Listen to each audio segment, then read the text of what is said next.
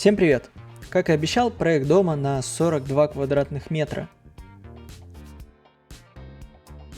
Проект я выложу в свободный доступ, поэтому пользуйтесь. Если будет возможность и желание, отправляйте фото с реализацией данного проекта. Одно дело компьютерная визуализация и совсем другое физическая реализация. А это видео будет посвящено объяснению конструктивных особенностей дома и ответам на вопросы. Разделим строительство дома на 4 этапа: фундамент, пол, стены, крыша. Для ответа необходимо узнать несущую способность грунта и вес дома. Диаметр свай в проекте 30 см. Площадь основания вычислим по формуле πr квадрат, где π это постоянная, а r это радиус нашей сваи. Получаем 706 квадратных сантиметров. Тогда одна свая сможет выдержать 2119 кг. Троечка – это несущая способность грунта на 1 квадратный сантиметр. Я взял среднее значение. Теперь нужно узнать, сколько весит наш дом. Нагрузка от дома – это доски, плитные материалы, вес свай и снеговая нагрузка. Однако будет не совсем корректно складывать все материалы и потом делить это на количество свай. Как видите, свая центральная несет на себе нагрузку большую, чем крайняя свая. Поэтому мы будем брать вес на одну самую несущую сваю. Площадь нагрузки, которую несет эта свая, 4,2 квадратных метра. Я уже в принципе посчитал, сколько плитного материала и сколько досок на этом промежутке, и вес этих элементов составляет 580 кг. Нам остается посчитать вес сваи и снеговую нагрузку. Предположим, что мы возьмем марку бетона М350. Она весит 2389 кг за метр кубический. Поэтому необходимо узнать кубический объем свай. Переведем уже известные квадратные сантиметры в квадратные метры. Тогда объем сваи 14 сотых метра кубический. И вес одной сваи 334 килограмма. Почему заглубление на 2 метра? Морозное пучение. Если ваша свая будет недостаточно глубоко, то дом поднимется, когда вода под сваей застынет. Поэтому принято делать сваю чуть ниже глубины промерзания. Узнаем снежную нагрузку на сваю. Снежная нагрузка в моем регионе 180 кг на квадратный метр. С добавочным коэффициентом 1,4 получаем 250 кг на квадратный метр. Тогда снеговая нагрузка на одну сваю 1050 кг. Остается сложить полученные величины, и нагрузка на одну сваю получается 1964 кг. Не провалится ли дом под землю? Нет, так как грунт под нашей сваей может выдержать 2119 кг, а вес, приходящийся на одну сваю, 1964 кг. Как видим, в зависимости от региона меняются такие параметры сваи, как глубина заложения и диаметр. Если вы живете в теплом регионе, вам бессмысленно бурить на 2 метра, и наоборот, если у вас суровый климат, нужно иногда и на 3 метра опуститься. То же самое и про диаметр. Если в вашем регионе снега выпадает по минимуму, можно задуматься о диаметре и меньшего размера. Спешу ответить на вопрос, почему сваи не по технологии Тиссе. Ответ: не во всех регионах есть бур Тиссе, в моем его не было. Для вашего удобства узнаем, сколько бетона понадобится на сваю. Необходимое количество бетона 4 метра кубических. Однако нужно брать с запасом: высота опалубки, точность бурения и так далее. Я бы брал 5-6 метров кубических. Рабочий процесс. Делаем буром с диаметром 30, лунку глубиной 2 метра. Армирование, опалубка, бетон. Не забудьте выровнять по плоскости, иначе потом будет много лишней возни. И положить рубероид для отведения влаги. Для передачи нагрузки нужна нижняя обвязка. В моем случае из пакета досок. а затем еще один слой пола или по-другому лаги пола. Правило нижней обвязки. Начинать укладывать снаружи внутрь. Одна свая, один свободный конец доски.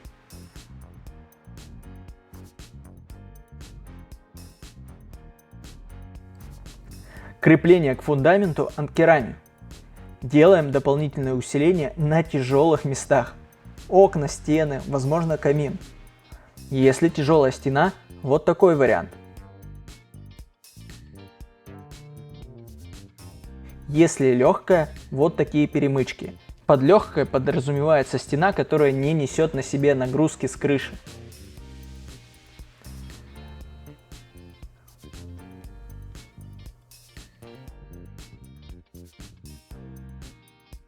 Для этого необходимо соблюдать такие правила. Шаг между стоек не больше 60 см. Подстраиваем шаг под OSB плиты. Есть обычные стены, а есть стены с проемами. Большая часть стен по канадской технологии, а с проемами по финской. Обращайте внимание на угол, выходящий на улицу. Между стенами можно подкладывать утеплители с джута. Перед установкой внутренней стены нужно подложить пароизоляцию.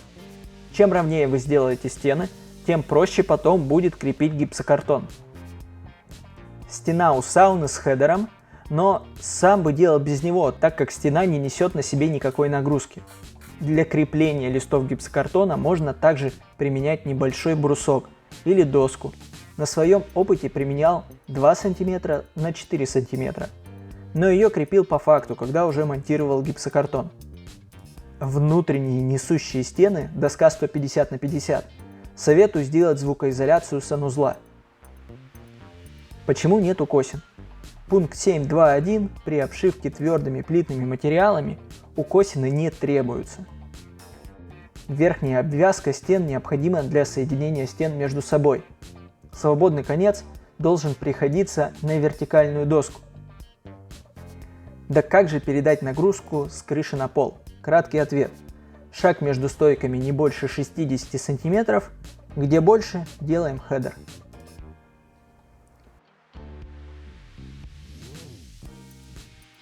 Какие доски для этого использовать? Простой способ расчета – это таблица из СНИП. Второй вариант – калькулятор расчета балки на прогиб. Третий вариант – это самостоятельный подсчет вот по этой статье. Воспользуемся калькулятором для быстроты. Вводим известные значения.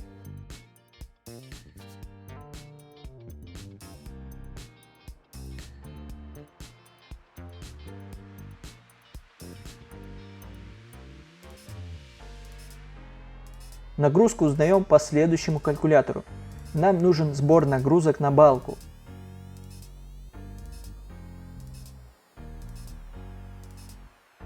Вводим известные значения.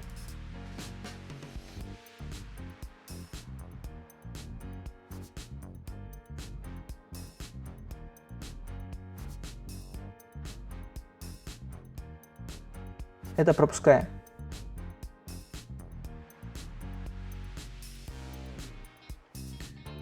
Здесь укажем, что у нас чердачное помещение, так как я не знаю, где указать ДСП в этом калькуляторе. Здесь ставим рубероид. 230 кг на квадратный метр. Вводим полученные значения в наш калькулятор. Получается, стропильная доска максимально сможет прогнуться на 21 мм, а с нашей нагрузкой стропильная нога прогибается максимум на 12 мм. Если будете пользоваться таблицей СНИП, в ней значение не в килограмм на квадратный метр, а в килопаскалях. Это обычно давление. Как узнать давление в килопаскалях?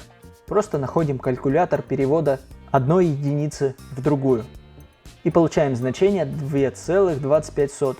Смотрим в таблицу. При снеговой нагрузке 2,5 килопаскаля, шаге стропил 600 мм и сечением балки 38 на 184 максимальный пролет составляет 3,52, что меньше 3,4 метра. Можем задаться вопросом, А почему такие странные сечения? Ну, здесь ходят слухи, что российский СНИП списан с канадского СНИПа, а в Канаде балки именно такого сечения. Если хотите подстраховаться, берите доску сечением 250 на 50, но мне кажется это излишним. Перекрытие для крыльца рассчитываем по той же схеме. 3 градуса уклона, вода сойдет, проверено на себе, с протяженностью крыши 7,5 метра. Делаем такие запилы, чтобы доска не скатилась. Итак, не провалится ли крыша от снега? Нет, так как максимальный прогиб балки составляет 12 мм, при возможном прогибе 21 мм. А теперь, я думаю, есть смысл ответить на возможные возникшие вопросы. Нет, я самостройщик, но на кону была безопасность моей семьи, поэтому перед строительством своего дома я погрузился в эту тему с головой. Для обоснования моих решений и сделано это видео.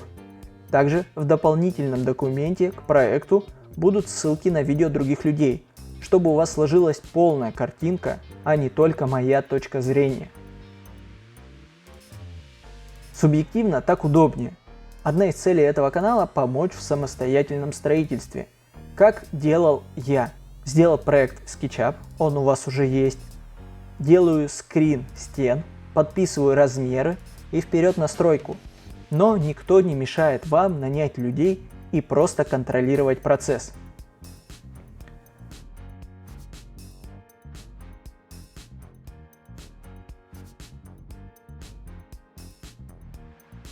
Архитектурный проект – самый бюджетный вариант строительства. Конечно, вместо свайного фундамента можно сделать ленточный. Тогда дом будет в уровень с землей, но и ценник на фундамент сразу изменится. Есть еще один вариант – сделать заглубление под дом примерно на 40 сантиметров. Но тогда необходимо или отводить все осадки из-под дома, или вовсе туда не допускать воду. Но это как один из вариантов решения. Ее применяют для вентиляции фасада.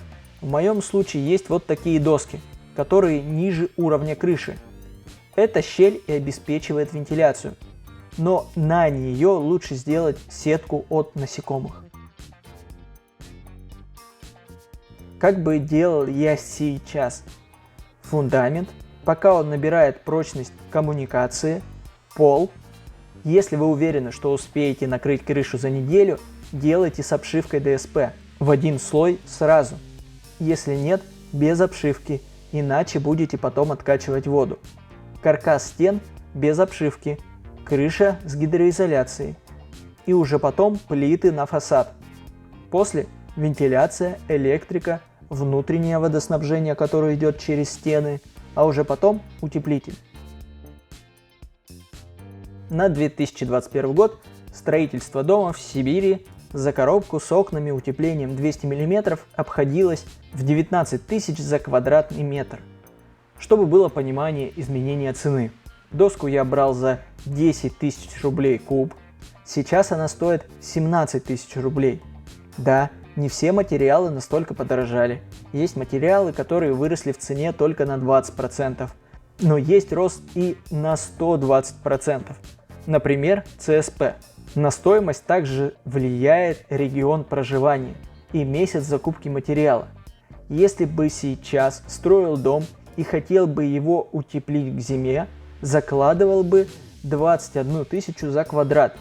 Поэтому примерная стоимость такого дома на апрель 2022 года 882 тысячи рублей. Повторюсь, примерная, и если большую часть работ будете выполнять самостоятельно или с привлечением пары наемных сотрудников. Общие рекомендации. Строить только из сухой доски. Бывают погрешности в работе с деревом. Все это поправимо. На каждую погрешность есть ответ в интернете. Стоит только поискать. Если прибегаете к помощи строительных бригад, лучше с договором, где прописаны все обязанности. Если без, пропишите все, что входит в озвученную стоимость в присутствии второй стороны. или запишите на диктофон. На своем опыте биполь на крышу я стелил не сам. Обговорили все моменты. Но когда приехала бригада, оказалось, подъем материала на крышу была моя обязанность. Газ для горелки в стоимость не включен. Конечно, я помню, что мы это оговаривали. И, конечно, вторая сторона утверждает, что мы это ни в коем случае не обсуждали. Если есть уточнения, пишите в комментариях. Всегда прислушаюсь к конструктивным замечаниям. И, в принципе, вы таким образом поможете другим. А на этом все. Спасибо за просмотр и хорошей вам стройки.